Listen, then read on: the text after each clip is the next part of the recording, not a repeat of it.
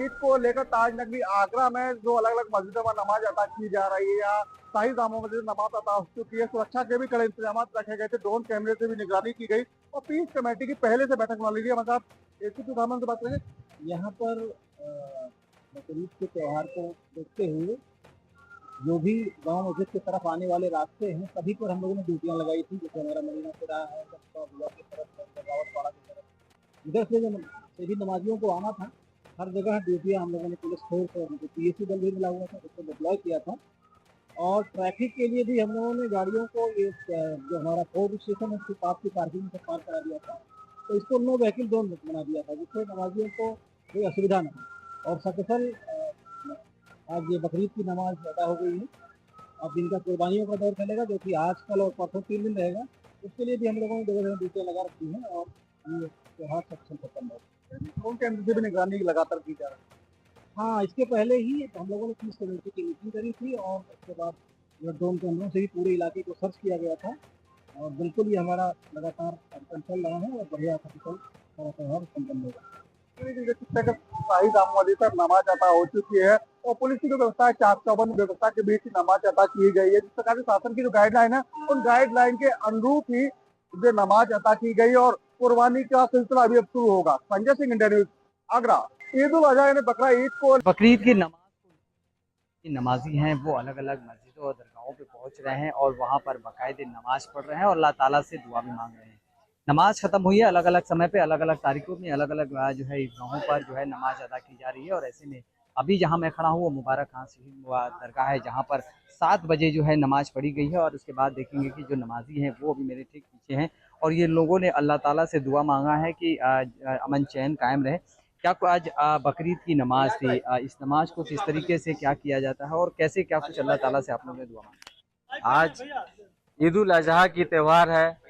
आज के दिन मुबारक खां शहीद ईदगाह पर पहुंचकर सभी धर्म के लोग से मिलकर एक दूसरे की बधाइयाँ दी जाती है। और आज के दिन बड़ी ही त्यौहार, ये बहुत बड़ा त्यौहार माना जाता है कि आज के दिन कुर्बानी दी जाती है। ये कुर्बानी 3 दिन तक चलता है, जो आज के दिन सभी लोग एक दूसरे से मिलकर बधाइयाँ दी जाती है, मुबारकबाद दी जाती है। खुशियों के साथ ये त्यौहार मनाया जाता है। अच्छा, ये जो बकरीद का पर्व है क्या कुछ जो है पहले से बहुत सालों से चली आ रही है, क्या कुछ इसकी कथा है और क्यों बकरीद क्यों बलि दी जाती है? और आज आप लोग जब नमाज पढ़ने आते हैं तो अल्लाह ताला से क्या दुआ करते हैं? हज़रत इब्राहीम अलैहिस्सलाम की ये एक बहुत बड़ी सुन्नत है जो वो अपनी औलाद को ले जाकर अल्लाह ताला ने हुक्म दिया कि अपनी औलाद को कुर्बानी दें। तो अल्लाह के हुक्म से औलाद की कुर्बानी नहीं हुई, लेकिन वहाँ अल्लाह ने दुम्बा भेज दिया और दुम्बा की कुर्बानी हो गई। उसी की याददाश्त को हम लोग अभी सुन्नत की तरह मना रहे हैं। माशाअल्लाह ये त्यौहार की तरह भी है और हम जो है सब एक मिल के बकरीद के मौके पे नमाज पढ़ते हैं और एक दूसरे से गले मिलते हैं। बेशक अल्लाह से हम आप दुआ मांगते हैं कि पूरे शहर और मुल्क में हमारे अमन और चैन बना रहे और हम एक जहती का मिसाल पेश करें। अच्छा, बकरी अब यहाँ पे नमाज पढ़ने के बाद अब आप लोग घर जाएंगे, फिर बकरी की जो है कुर्बानी होगी, उसके बाद फिर क्या क्या दिन भर कार्यक्रम होता है, क्या क्या कैसे लोग आते हैं, किस तरह से? कुर्बानी होती है, उसके गोश्त को जो है हम गरीबों में, रिश्तेदारों में तकसीम करेंगे और जो मेहमान हमारे वहाँ आएंगे उनका, यहाँ जो है हिंदुस्तान के हर बच्चे, हर धर्म, हर मजहब के लोगों में प्यार और मोहब्बत का पैगाम हम पहुँचाएँगे। का अपने प्यार और मोहब्बत का जो पैगाम है वो पहुंचाने का काम किया जाता है। और आप तस्वीरें में आपको एक बार फिर से दिखाऊं कि अब जो नमाजी है वो नमाज पढ़े करके और अब अपने घर पे जाएंगे और वहां पर जो कुर्बानी का जो कार्यक्रम है उसको संपन्न कराएंगे। और निश्चित रूप से ये जो पूरा ये कार्यक्रम है ये संपन्न कराया जाता है क्योंकि अपने आप में एक बड़ा जो है पर्व होता है। और ऐसे में जो इस पूरे अलग अलग जगहों पर अगर हम बात करें तो आज यहाँ पर जो नमाजी हैं वो पहुँचे हुए थे और नमाज पढ़ रहे थे। आज आप लोगों ने भी नमाज पढ़ा, क्या कुछ अल्लाह ताला से मांगा और ये पूरे पर्व को किस तरह से और क्यों मनाते हैं? कि बहुत ही सौहार्द और ये एक तरह से कुर्बानी का ये पर्व है। कुर्बानी मतलब कुर्बान हो जाना अल्लाह ताला के और दीन ईमान के रास्ते पे। हज़रत इब्राहीम अलैहिस्सलाम हमारे जो पैगंबर हैं, वो उनके ख्वाब में आया कि आप क्या कुर्बान कर सकते हैं। तो उन्होंने अपने बेटे हजरत इस्माइल अलैहिस्सलाम को के ऊपर कुर्बानी के लिए वो हुए, तो उनके आँख में पट्टी थी। तो उनके आगे अपने बेटे के सामने हुक्म हो कि इब्राहिम तुम अपने बेटे को कुर्बान कर सकते हो क्या? तो अल्लाह ताला के हुक्म में इन्होंने कहा कि हाँ कर सकते हैं। तो जब ये कुर्बानी दिए तो उनके वो हट के उनके आगे दुम्बा आ गया। तभी से ये रस्म है, ये सुन्नत है कि हज़रत इब्राहिम अलैहिस्सलाम की सुन्नत है ये कुर्बानी। और ये अल्लाह ताला के रास्ते पे कुर्बान होने का ये कुर्बानी का ये जो त्यौहार मनाया जाता है, ये बहुत ही सौहार्द से, प्रेम से, आपसी भाईचारा से सब लोग साथ मिलकर मनाते हैं। और जो ये कुर्बानी का गोश्त होता है, जो गरीबों में हम लोग तकसीम करते हैं, बांटते हैं और समय खिलाते हैं, एक दूसरे से गले मिलते हैं।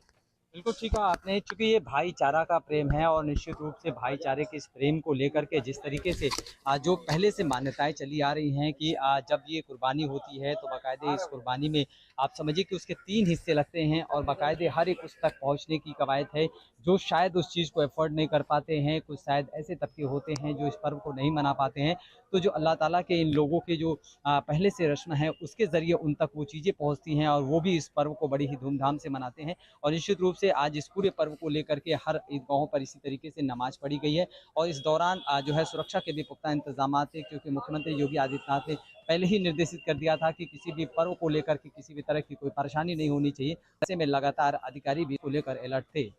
Sushil Kumar, India news, Gorakhpur. देश भर में बकरीद का त्योहार धूमधाम से मनाया जा रहा है।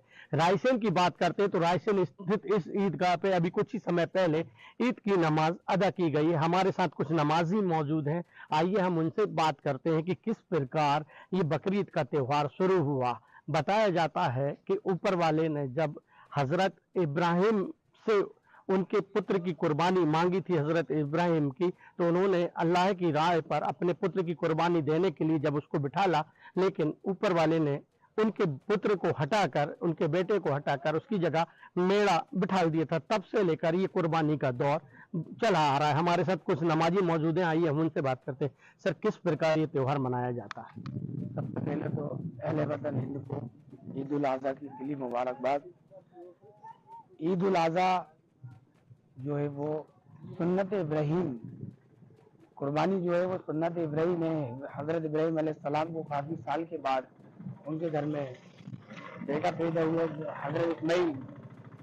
अल्लाह ने उनको आजमाने के लिए उनके बेटे की कुर्बानी मांगी कि देखता हूँ ये मेरा बंदा इतने सालों के बाद मैंने इसे बेटा दिया है कि ये अपने बेटे की कुर्बानी देता है कि नहीं देता। हजरत इब्राहिम ने बिना सोचे समझे अपने बेटे की कुर्बानी देने के लिए जाने लगे, तो वहीं उनके बेटे हजरत इस्माइल ने भी मना नहीं किया। अल्लाह की राह में वो भी कुर्बान होने के लिए निकल गए। लेकिन अल्लाह कुर्बानी मांगते हैं लेकिन लेते नहीं है। अल्लाह जब हजरत इस्माइल को कुर्बानी के लिए आया तो हजरत इस्माइल की जगह दुम्बा आ गया जिसकी कुर्बानी वह हुई। इसी के लिए हर साल ईद उल अज़हा का जो त्यौहार मनाया जाता है ईदगाह पर और अन्य बड़ी मस्जिदों में नमाज अदा की जाती है। उसके बाद बकरे हैं, दुम्बे हैं, पड़े हैं, इनकी कुर्बानी दी जाती है। इनकी कुर्बानी दी जाती है।